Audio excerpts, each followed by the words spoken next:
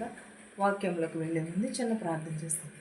సర్వోన్నతుడ, సర్వశక్తిమంతుడ, కృపామయుడా, నీకు లెక్కలేని స్తోత్రాలు నాయన ప్రభా. వినిచున్న వారికి, నీ చెచ్చుచున్న వారికి, ప్రతి ఒక్కరికి మారు మనసు దయచే ప్రభా. రక్షణ భాగ్యమును దయచేయమని అడుగుచున్నాను నాయన ప్రభా. ఫలించే భాగ్యము దయచేయమని, వాక్యం ద్వారాగా మారు మనసు పొందుటకు సహాయం చే ప్రభా. విని విడిచిపెట్టేవారుగా కాకుండా హృదయాలలో నింపుకుంటకు సహాయం చేయమని అడుగుచున్నాను తండ్రి. ఆమేన్. దేవుని వాక్యాన్ని మనం రోజు చదవడం అలవాటు చేసుకోవాలి. ప్రతిరోజును కూడా ఒక చిన్న వచనాన్ని అయినా సరే చదవటం మనము అలవాటు చేసుకోవాలి. ప్రతిదినము మనం బైబిల్ చదివితే అనేకమైన ఫలితాలు ఉంటాయి, అనేకమైన ఆశీర్వాదములు ఉంటాయి. మనకు ఒక అలవాటుగా కూడా మారుతుంది బైబిల్ చదువుకోవడం వల్ల. ఒక బైబిల్ చదువుకోకపోతే చాలామందికి కూడా ఏదో పోగొట్టుకున్నట్టు ఉంటుంది. ఎందుకంటే వాళ్ళు రోజు బైబిల్ చదువుతారు. బైబిల్ చదవటంలో వాళ్ళు రోజు కూడా అలవాటుగా మారిపోయి ఒక్కరోజున బైబిల్ చదవకపోతే ఏదో అయిపోయినట్టు, అయితే ఏదో కోల్పోయినట్టు ఉంటుంది. అలాగే మనం రోజు కూడా బైబిల్ చదవటం అలవాటు చేసుకోవాలి. ప్రతి ఒక్కరూ కూడా వాక్యంలోకి వెళదామండి. రోమీలకు వ్రాసిన పత్రిక 12వ అధ్యాయము 2వ వచనం చూద్దామని. దేవుని వాక్యము మీ మనసును నూతన పరుస్తుంది. రోజు బైబిల్ చదవడం వల్ల మన హృదయం ఏమవుతుంది? నూతన పరచబడుతుంది. దేవుని వాక్యము మన మనసుని శుద్ధి చేస్తుంది, మన హృదయాన్ని బాగు చేస్తుంది. హృదయ శుద్ధి గలవారు ధన్యులని చెప్పి ఉన్నాడు కదా. నూతన పరుస్తుంది దేవుని వాక్యము మనకి, మన హృదయమును నూతనమైన మనస్సును కలిగజేసి నూతనమైన స్వభావమును ఇస్తూ ఉంటుంది. దేవుని వాక్యము మన హృదయంలో ఉంటే ఏంటి? మన మనస్సు ప్రశాంతంగా ఉంటుంది, మనము ప్రశాంతంగా ఉంటాం. దేవుని వాక్యమునకు మనం లోబడి ఉంటే మనము చాలా అనేకమైన ఫలితాలు పొందుకుంటాము. కానీ దేవుని వాక్యము మన హృదయంలో అంటే ఎలా ఉంటుంది? నూతన పరుస్తుంది. వాక్యం ద్వారాగా మనం ఎలా నడవాలి, ఎలా ఉండాలి అనేది తెలియచేస్తూ ఉంటుంది. వాక్యంని అనుసరించి నడుచుకుంటే మన హృదయము నూతనగా ఉంటుంది, నూతన పరచబడుతుంది. మన హృదయము మెయిన్ ఎలా ఉండాలంటే శుద్ధిగా ఉండాలి. హృదయం శుద్ధి లేకపోతే ఎంత ప్రార్థన చేసినా సరే అది వ్యర్థమే.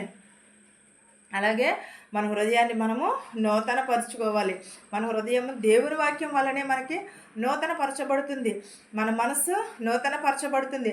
అది ఎవరి వలన కాదు, మనుషుల వలన కాదు, దేవుని వాక్యము వలనే అవుతుంది. 2 తిమోతికి 3:15 కూడా వచనం చూద్దామండి. దేవుని వాక్యము జ్ఞానమును ఇస్తుంది. దేవుని వాక్యం ఏమిస్తుంది? జ్ఞానం ఇస్తుంది, తెలివినిస్తుంది. సొలొమోన్ రాజుగారు కూడా అలాగే కదా, జ్ఞానమును పొందుకున్నాడు వాక్యం ద్వారాగానే, ప్రార్థన ద్వారాగానే. సొలొమోన్ రాజు ఏం చేశాడు? ఆయన వాక్యమును అనుసరించి నడుచుకోవడం వల్ల దేవుని వాక్యమును జ్ఞానమును ఇస్తుందంట, తెలివిని దయచేస్తుంది, జ్ఞానమును దయచేస్తుంది. తెలివితేటలు మనం ఎలా నడవాలి, ఎలా ఉండాలి అనేది వాక్యము మాత్రమే మనకు తెలియజేస్తుంది. ఎవరి ఎడల ఎలా ఉండాలనేది. ప్రార్థన మన జీవితాన్ని మారుస్తుంది, వాక్యము మన పరిస్థితులను మారుస్తుంది అని అన్నదానికి ఒక నిదర్శనం. నూతన మనసుని ఇస్తుందని అంటున్నాడు. దేవుని వాక్యము జ్ఞానమును ఇస్తుంది అని అంటున్నాడు. మన జ్ఞానమును, నూతన మనసును ఎక్కడ పొందుకోగలుగుతున్నాం? మనము దేవుని వాక్యంలోనే పొందుకోగలుగుతున్నాము. మనుషుల ద్వారాగానా, లేకపోతే నీ వలన నా వలన కాదు కదా, వాక్యం ద్వారాగానే. వాక్యం వల్లనే మనకి జ్ఞానం వస్తుందని చెప్పుచున్నాడు. వాక్యమును అనుసరించి నడుచుకుంటే అనేకమైనవి అద్భుతములు జరుగుతాయి అని చెప్పుచున్నాడు. రోమీలకు వ్రాసిన పత్రిక 10:17 ఒకసారి చూద్దామండి. దేవుని వాక్యము మీ విశ్వాసమును బలపరుస్తుంది. అంటే దేవుని వాక్యము మనల్ని ఏం చేస్తుంది? మన విశ్వాసము బలపరుస్తుంది, శక్తిని ఇస్తుంది. దేవునిలో ఎలా ఎదగాలి, ఎలాగ తగ్గించుకునే ఒక మనసును కలిగి ఉండాలి, ఎలాంటి స్వభావమును కలిగి ఉండాలని ఒక దేవుని వాక్యము మాత్రమే విశ్వాసమును కలగజేస్తుంది. ఆవగింజంత విశ్వాసం ఉన్న ఎడల మీరు స్వస్థత పొందుతారని అన్నాడు. అంటే విశ్వాసము కలిగి ఉండమని చెప్పుచున్నాడు. నూతన బలమును పొందుకుంటాము, దేవుని వాక్యం వల్ల జ్ఞానమును పొందుకుంటాము, మళ్ళీ విశ్వాసమును కూడా బలపరుస్తుంది. ఏంటది? దేవుని వాక్యము. వాక్యమే మనలను నడిపిస్తూ ఉంటుంది, వాక్యమే మనలను చారదీస్తుంది. దేవుడు వాక్యమే మనల్ని ఎలా నడవాలి, ఎలా చేయాలి అనేది ఉంటుంది. దేవుని వాక్యం ద్వారాగానే తెలుసు. దేవుని వాక్యము వలనే విశ్వాసమును బలపరుస్తూ ఉంటుంది. వాక్యం లేకోకుండా మనం ఏది కూడా చేయలేము. వాక్యంను అనుసరించి నడుచుకోవడం వల్లనే మనకి అనేకమైన ఆశీర్వాదములు వస్తూ ఉంటాయి. వాక్యమును మాత్రమే మనము ఏం చేయాలి? గైకొనాలి. హెబ్రీలకు 4వ అధ్యాయము 12వ వచనం చూద్దామండి. దేవుని వాక్యము పాపమును బలపరుస్తుంది, అంటే పాపమును బయలుపరుస్తుంది.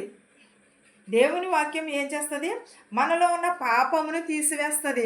దేవుని వాక్యం మనలో ఉన్న వేషధారణ తీసివేస్తుంది. అసూయ, ఇవన్నీ కూడా మనుషులలో ఈ రోజులు ఏమై ఉన్నవి? మనస్సులలోనే ఉండిపోతున్నాయి. అది వాక్యము దాని నుండి మనకి శుద్ధి చేస్తుంది అని అంటున్నాడు. దాని నుంచి మనం ఎలా ఉండాలి, ఎలా తొలగిపోవాలని, విశ్వాసంలో ఎలా ఉండాలనేది మనకి తెలియచేస్తూ ఉంటుంది. దేవుని వాక్యము పాపమును బయలుపరుస్తూ ఉంటుంది, అంటే మనలో ఉన్న పాపమును తీసివేస్తుంది. దేవుని వాక్యము మనలో ఉన్న వేషధారణను తీసివేస్తుంది. మనలో ఉన్న అసూయ, రాగభావాలు ఇవన్నీ కూడా విడిచిపెట్టడానికి దేవుని వాక్యము. పాపం అనేది సంసారం పాపం చేసినప్పుడు వేష దగ్గరికి వెళ్ళినప్పుడు ప్రార్థన చేయమే ఏం చేసి సంసారం ఏం చేస్తాడు? ప్రార్థన చేసి వాక్యంను అనుసరించి నడుచుకోవడం వల్లనే ఆయన ఒక స్వస్థత పొంది ఉన్నాడు. మనం కూడా అలాంటి పాప జీవితంను విడిచిపెట్టడానికి ఏంటది? దేవుని వాక్యమే మనల్ని స్థిరపరుస్తుంది. దేవుని వాక్యమే మనలను బలపరుస్తూ ఉంటుంది. గలతీలకు రాసిన పత్రిక 5:25 ఒకసారి చూద్దాం. దేవుని వాక్యము మీ నడవడికను స్థిరపరుస్తుంది. ఏంటది? దేవుని వాక్యము మన నడవడికను స్థిరపరుస్తుంది. మనం ఎలా ఉండాలి, ఏ స్థితిలో నుంచి ఎలా ఉండాలి, ఎలా వెళ్ళాలి అనే సంసోను వలె మనం ఎదరికి ఎలా వెళ్ళాలి, ఎన్ని శ్రమలు వచ్చినా, ఫిలిస్తీయుల నుంచి ఎలా శ్రమలు వచ్చినాయో ఆ శ్రమల గుండా ఎలా అయితే తప్పించుకోవాలనేది దేవుని వాక్యమే మనకి స్థిరపరుస్తూ ఉంటుంది. దేవుని వాక్యంనే మనలను నడిపిస్తూ ఉంటుంది. 2 తిమోతికి 3:16-17 చూద్దామండి. దేవుని సేవ చేయుటకు దేవుని వాక్యము మిమ్మల్ని స్థిరపరుస్తూ ఉంటుంది. అంటే దేవుని వాక్యము మనము దేవుని సేవ చేయడానికి వాక్యము మనలను ఏం చేస్తుందంటే స్థిరపరుస్తూ ఉంటుంది. సేవ చేసేటప్పుడు దేవుని వాక్యమే మనలను స్థిరపరుస్తూ ఉంటుంది. దేవుని వాక్యము ప్రతిదినము కూడా మనం ధ్యానం చేసుకోవాలి. ప్రతిదినము కూడా వాక్యమునకే లోబడి ఉండాలి. దేవుని వాక్యము మీ మనసుని ఏం చేస్తుంది? నూతన పరుస్తుంది. దేవుని వాక్యము జ్ఞానమునిస్తుంది. దేవుని వాక్యము విశ్వాసంలో బలపరుస్తూ ఉంటుంది. దేవుని వాక్యము పాపము నుండి బయలుపరుస్తూ ఉంటుంది. దేవుని వాక్యము మీ నడవడికను స్థిరపరుస్తుంది. దేవుని సేవ చేయుటకు కూడా దేవుని వాక్యమే మిమ్మును స్థిరపరుస్తూ ఉంటుంది. దేవుని వాక్యము మనలకు దేవునికి లోబడే విధంగా పరలోక రాజ్యం ఎలా చేరాలి, దేవుని రాజ్యంలో ఎలా చేర్చుకోవాలి అనేది ఈ వాక్యమే మనలను నడిపిస్తూ ఉంటుంది. ఈ వాక్యమే మనలను స్థిరపరుస్తూ ఉంటుంది. మన పాప జీవితం నుంచి తీసివేసిన, లేకపోతే మన శ్రమల గుండను తీసివేసిన, ఏది చేసినా సరే దేవుని వాక్యము ప్రార్థన దేవుని వాక్యము తప్ప ఈ లోకంలో మనకి ఏది కూడా తోడు రాదు. ఏది కూడా స్థిరంగా ఉండదు. ఏది కూడా మనలను బలపరచలేదు. ఏది కూడా మన దరికి రాదు. దేవుని వాక్యం మనకు తెలివి కావాలన్నా, జ్ఞానము కావాలన్నా, సంపద కావాలన్నా అది వాక్యంలో క్లుప్తమై ఉన్నవి, వాక్యంలోనే ఉన్నవి, ఎవరి ద్వారానే అయితే కాదు. దేవుని వాక్యమే మనలను స్థిరపరుస్తూ ఉంటుంది. ఈ వాక్యము మనందరికీ కూడా తోడయుండును గాక. ఆమేన్. ప్రార్థించుకుందాం. స్తోత్రం స్తోత్రం సర్వోన్నతుడ సర్వశక్తిమంతుడా కృపామయుడా నీకు లెక్కలేని స్తోత్రాలు నాయన ప్రభా. వినుచున్న వారికి, చూచుచున్న వారికి ప్రభా మారు మనసు దయచే, రక్షణ భాగ్యములు దయచే ప్రభా. ఆ శత్రువుల మిత్రులు దీవించినైనా ప్రభా. ధనుకులనేమి వేదలనేమి దీవించినైనా ప్రభా. నాయన ప్రభ చిన్నవారి మొదలుకొని పెద్దవారి వరకు దీవించమని అడుగుచిన ప్రభ. పెదవరాలను దీవించి, పెదవరాల బిడ్డలను దీవించిన ఆయన ప్రభ. ఎవరెవరైతే ఏ చేతి పనులు అయితే చేస్తున్నారో వారి చేతి పనులను దీవించి ఆశీర్వదించిన ఆయన ప్రభ. ఎవరెవరైతే ప్రభ వాహనములు నడుపుచున్నారు ప్రభా, వారి వాహనములతో సురక్షితంగా వారి గృహాలకు చేర్చిన ఆయన ప్రభా. మా నాయన ప్రభా అనాథ బిడ్డలను దీవించిన ఆయన ప్రభా. యాక్సిడెంట్ అయ్యి హాస్పిటల్లో ఉన్నారు ప్రభా, వారిని స్వస్థపరిచిన ఆయన ప్రభా. అనేకమైన రోగములతో, వ్యాధులతో బాధపడుచున్నారు నాయన ప్రభా. వారిని లేవనెత్తి స్వస్థపరచమని అడుగుచున్నాను నాయన ప్రభా. కోమాలో ఉన్న బిడ్డని లేవనెత్తి నాయన ప్రభా, లేచి నిలబడుటకు సహాయం చేయ ప్రభా. యవనస్తుడు నాయన ప్రభా, కృంగిపోకుండా త్రొట్టిల్లిపోకుండా ఆ బిడ్డని కాచి కాపాడమని అడుగుచున్నాను నాయన ప్రభా. స్థిరమైన మనసును కలుగుటకు సహాయం చేయమని అడుగుచున్నాను ప్రభా. వెదవరాలు బిడ్డని నాయన ప్రభా, చిన్నవారిని పెద్దవారిని ప్రభా, నడువయసులో ఉన్నవారిని, బీపీ షుగర్లో ఉన్నవారిని కంట్రోల్లో ఉండటకు సహాయం చేయ ప్రభా. నాయన ప్రభా, కుంటివారిని, గుడ్డివారిని, చెవిటి వారిని ప్రతి ఒక్కరిని స్వస్థపరచమని అడుగుచున్నాను నాయన.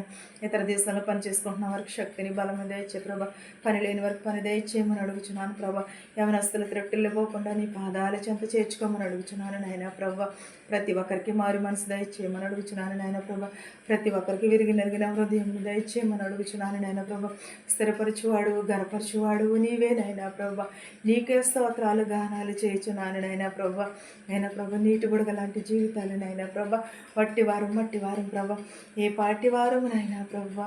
నీకు స్తోత్రాలు, నీకు వందనాలు నాయన. నా కుటుంబంను కూడా జ్ఞాపకం చేసుకో ప్రభా.